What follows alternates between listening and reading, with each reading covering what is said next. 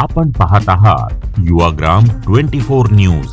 सडेतोड बातम्या म्हणजे फक्त युवाग्राम न्यूज नेटवर्क. घाबरू नका, दुर्लक्ष करा, समस्या आपोआप निघून जाईल, ही महानगरपालिकेची नवीन पॉलिसी. मिरज शहराने आता पर्यटनाच्या नकाशावर नवा ठसा उमटवला आहे. शहरातील प्रत्येक रस्ता, गल्लीतून बिनधास्त फिरणारे भटके कुत्रे आता मिरजचं नवीन आकर्षण बनले आहेत. वाटतंय महानगरपालिकेने शहराला भटक्या कुत्र्यांचं अभयारण्य घोषित केलंय, जिथे कुत्र्यांनी मोकळ्या मनाने वावरावं आणि नागरिकांनी त्यांच्या अस्तित्वाचा आनंद लुटावा. महानगरपालिकेने यावर जबरदस्त उपाय शोधलाय. दुर्लक्ष करा आणि समस्या आपोआप निघून जाईल पॉलिसी. एखाद्या कुत्र्याने तुम्हाला प्रेमाने चावलं तर रॅबिट इंजेक्शन मिळवण्यासाठी तुम्हाला नागझरी किंवा डोकाव्याची शर्ती लागणार आहे, कारण महानगरपालिकेच्या स्टॉकमध्ये इंजेक्शन असलं तरच. नागरिकांनी आता त्यांचे स्वसंरक्षणाचे मार्ग शोधावेत असं संकेत दिलं जातंय. जिम्नॅस्टिक्स, वेगाने पळणे आणि अचानक स्टंट्स करणं हे आता प्रत्येक नागरिकाने शिकणे गरजेचे झाले आहे.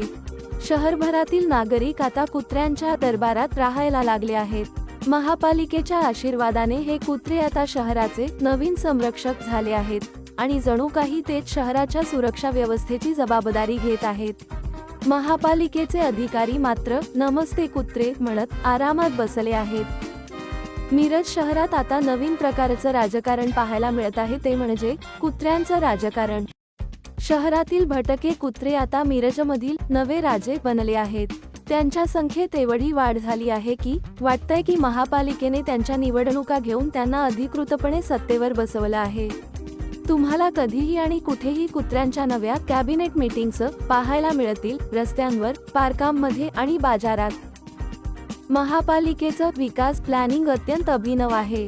त्यांच्या नवीन प्लॅनमध्ये नागरिकांच्या सोयीसुविधा नाहीत, पण कुत्र्यांच्या वावरासाठी मोकळे रस्ते, जागा आणि स्वातंत्र्य निश्चित आहे. महापालिकेने कुत्र्यांच्या विकास योजनेची सुरुवात तर केली आहे, पण नागरिकांनी मात्र त्यांचं संरक्षण स्वतःच शोधावं लागतंय.